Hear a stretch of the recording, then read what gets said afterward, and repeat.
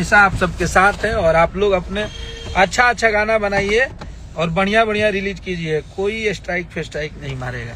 बहुत प्यार दे रहे हैं आप लोग। इसका वीडियो 1-2 दिन में आप लोग देखेंगे। और हमारे जितने भी भाई गा रहे हैं, जो नौजवान भाई हैं, जेकर कहीं से सपोर्ट नहीं मिला तो तार लोग भाई खड़ा बा अखिलेश कश्यप, आप लोग आइए और हम हमेशा आप सबके साथ हैं और आप लोग अपने अच्छा गाना बनाइए और बढ़िया रिलीज कीजिए। कोई स्ट्राइक फेस्ट्राइक नहीं मारेगा, सब गाना बजेगा।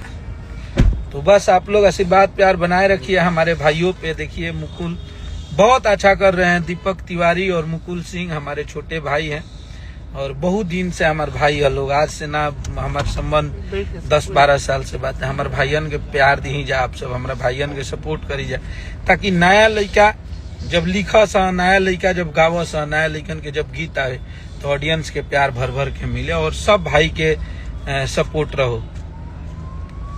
तो बस ऐसे ही आशीर्वाद प्यार बनाए रखिए।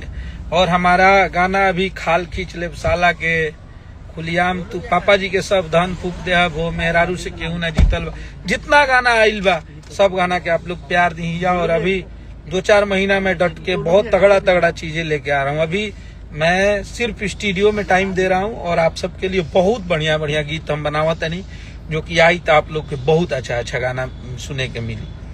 और 8-10 तारीख से हमनी के रिलीज भी करे चालू कर दे अब जा। तो बहुत बढ़िया गाना बनावत हैं, जो आप सबके मजा आई।